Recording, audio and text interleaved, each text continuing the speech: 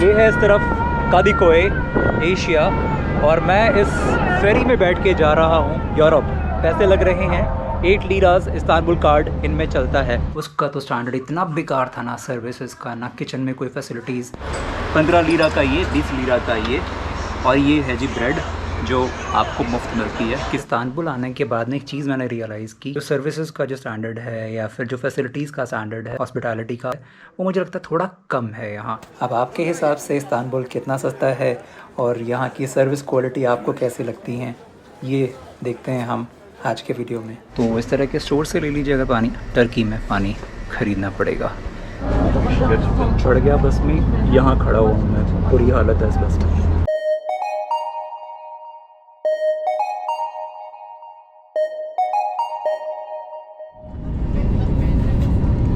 Video की शुरुआत करते हैं इस्तांबुल एयरपोर्ट से, क्योंकि शायद आपके भी ट्रिप की शुरुआत इस्तांबुल एयरपोर्ट से होगी। अब एयरपोर्ट से सिटी सेंटर तक कैसे जाना है, कितने पैसे लगते हैं। टैक्सीज़ तो खैर दुनिया भर में महंगी होती हैं, लेकिन यहाँ इस्तांबुल में 2 ऑप्शंस हैं बसों के मामले में।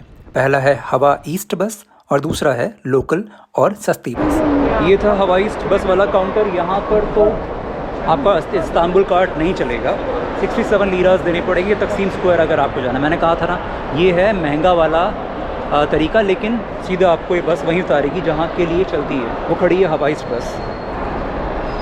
फ़िलहाल क्योंकि मेरे पास इस्तांबुल कार्ड है और इस्तांबुल कार्ड का यूज़ करके सिर्फ 16 लीराज पे करके मैं पहुँच जाऊँगा अपनी जगह तक। और बहुत सारी बसेज़ हैं, थोड़ी थोड़ी देर में जाती रहती है। लोकल्स आमतौर पर ना इसी बस में जाते हैं, बाकी जो टूरिस्ट हैं जिनको पता नहीं है वो जाते हैं हवा बस में जो अभी भी गई है। पर लोकल्स, क्योंकि काफ़ी बड़ा डिफरेंस है फेयर में और टाइमिंग्स ऑलमोस्ट बराबर ही हैं, क्योंकि जाते ही एक ही रास्ते से। मेरा आज का भी खाना वही जो मैंने कल शाम को खाया था, बस फ़र्क है ये दाल, इन्होंने कहा सूप है ये। मैंने कहा जी ठीक है, किस चीज़ का है? तो उन्होंने कहा लेंटल्स का और टमाटो का, मतलब टमाटर की का छौंक लगा हुआ है दाल में जैसे हम खाते हैं, ये वो चीज़ है। बाकी चावल ये अलग है।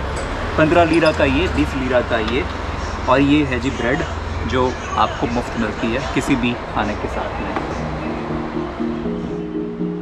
तो आमतौर पर इस्तांबुल के किसी भी एक आम से रेस्टोरेंट में करीब 100 रुपये से कम खर्च करके आपको एक लोकल वेजिटेरियन खाना खाने को मिल जाएगा।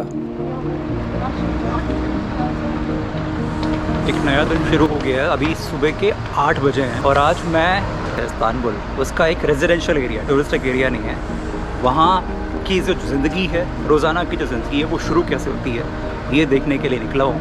ऑफ़ कोर्स मुझे कुछ काम है तो मैं उस तरफ अभी जा रहा हूँ, लेकिन 8 बजे का वक्त है और बहुत सारे लोग ऑलरेडी बस स्टैंड पे खड़े हुए हैं। अभी एक बस आई थी जो मुझे पकड़नी थी, वो रुकी ही नहीं है यहाँ पर क्योंकि वो भरी हुई थी। तो हो सकता है यहाँ पर कुछ ऐसा हो कायदा कि अगर भरी हुई है तो रुकेंगे ही नहीं वो।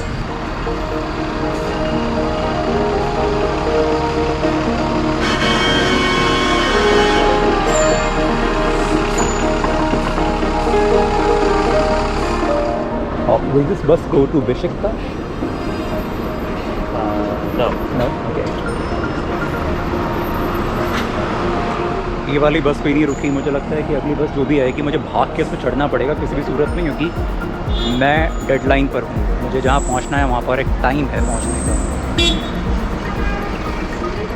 एक ये भी झंझट है, यहाँ पर आगे से चढ़ते हैं सब लोग, उसकी वजह से बस रुकी रहती है क्योंकि पीछे वाले दरवाजे खुले हुए हैं।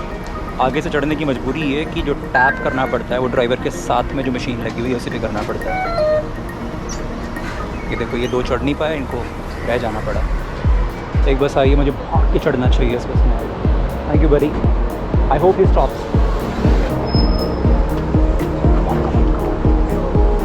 वो इसको आगे से खोला ही नहीं, सॉरी।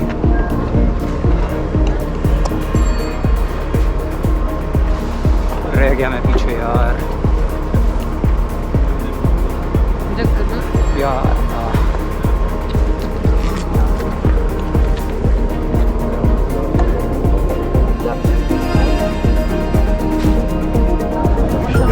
चढ़ गया बस में, यहाँ खड़ा हुआ हूँ मैं, बुरी हालत है इस बस में। मैंने अपना ये लाल रंग का कार्ड दिया था, कार्ड्स वापस आ गए हैं टैप होके। अब एक आदमी और था जिसने मेरा कार्ड लेने की कोशिश की। अब ये कन्फ्यूज़न था कि मेरा कौन सा है उनका कौन सा है। तो उसमें एक नंबर होता है, हाँ ये ज़रूर नोट करके रखें आप इस सिचुएशन में।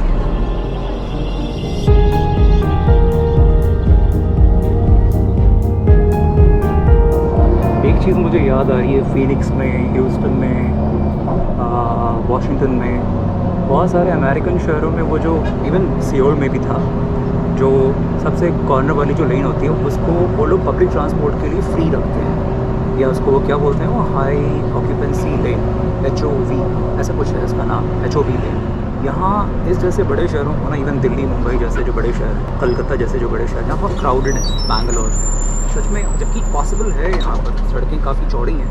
डेफिनेटली इनको एडवांटेज तो मिलना चाहिए पब्लिक ट्रांसपोर्ट यूज़र्स को कि टाइम से पहुँच सकें।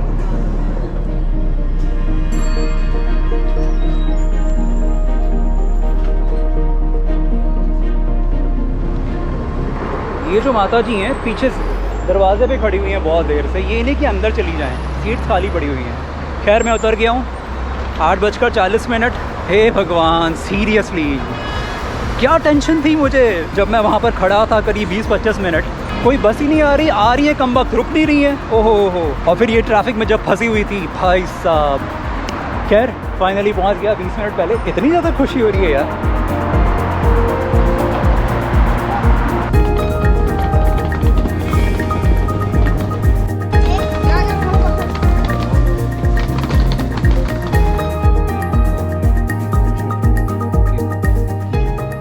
यहाँ पर जो पानी की कॉस्ट है वो है 7.5 लीरा 5 लीटर की, वेराज बाकी दुकानों पर 10-11 लीराज ले रहे थे। ये है शोक।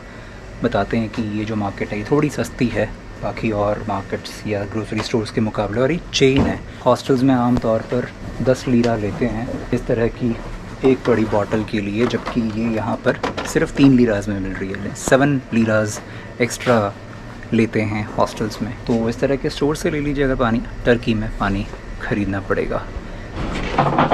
अरहर की दाल रेट है इसका 20 लीरा।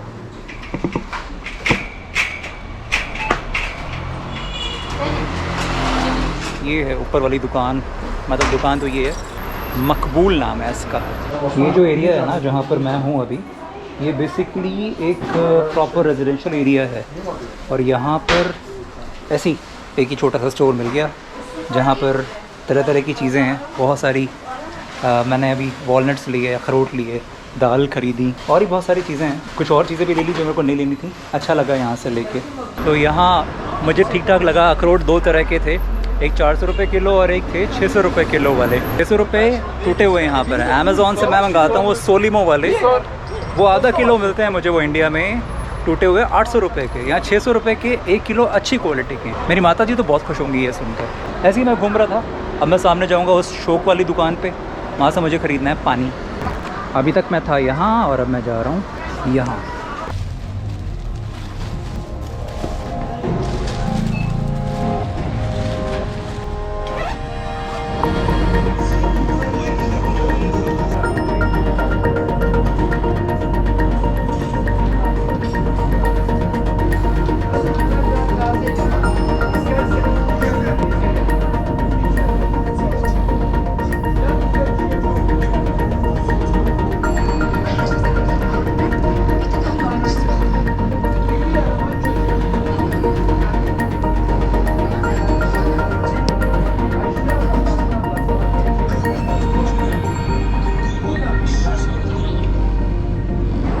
एक चीज़ अभी तक मेरे को इस्तांबुल में ट्रैवल करते हुए समझ में आ गई है यहाँ के पब्लिक ट्रांसपोर्ट को लेकर, कि एयरपोर्ट से शहर तक आने के लिए, सिटी सेंटर तक आने के लिए मेट्रोज़ पब्लिक ट्रांसपोर्ट है, सस्ता भी है। ज़रूरी नहीं आप महंगी वाली हवाई ईस्ट बस पकड़ें, टैक्सी तो कतई नहीं अगर बजट ट्रैवलिंग करनी है तो। और शहर में पब्लिक ट्रांसपोर्ट यूज़ करने के लिए ट्रांसफ़र फेयर एक चीज़ होती है जो आपके अगली यात्रा को सस्ता कर देता है अगर आप जल्दी से इसको कर लेते हैं। ज़्यादा गैप रखेंगे तो नहीं हो पाएगा। मेरी मेट्रो आ गई है, मैं जा रहा हूँ।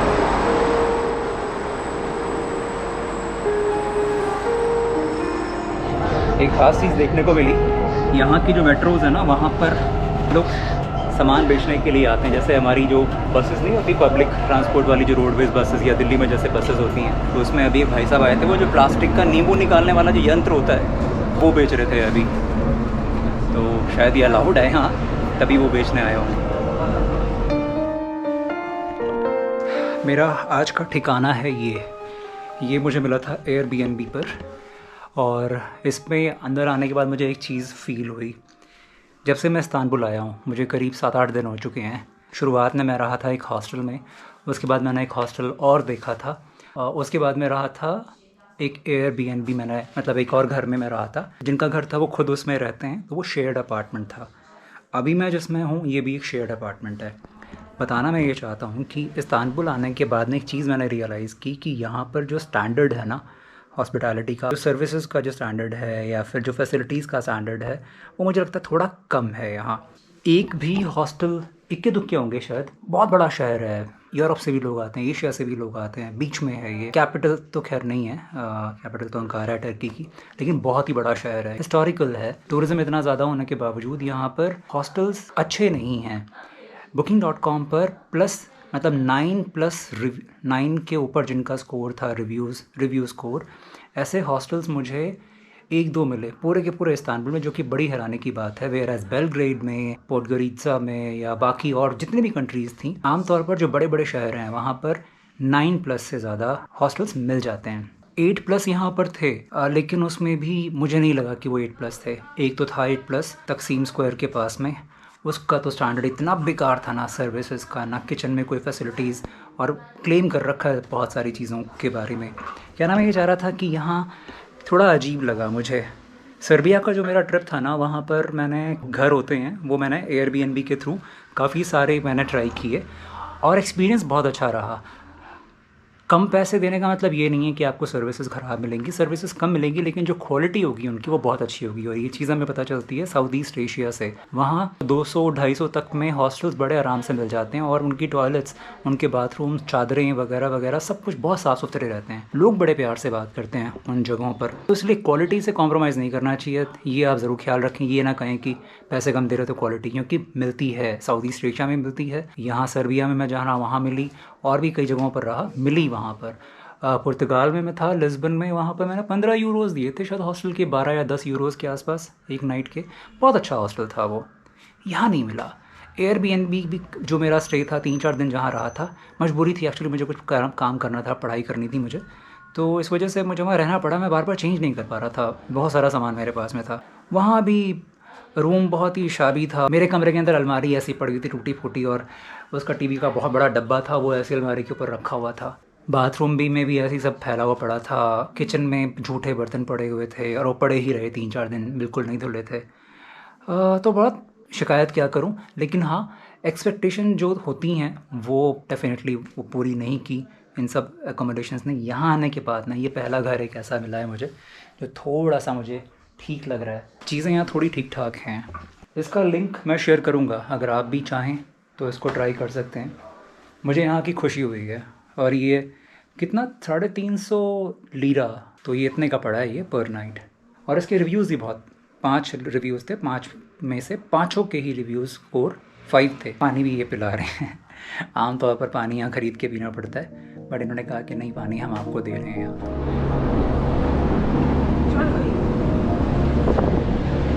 इस्तांबुल में एक नया दिन शुरू हो गया है। दोपहर के 1 बज रहे हैं। ये है इस तरफ कादिकोए एशिया, और मैं इस फेरी में बैठ के जा रहा हूँ यूरोप मतलब जो यूरोपियन साइड का है इस्तांबुल, वहाँ मेरा प्लान है तकसीम स्क्वायर जाने का।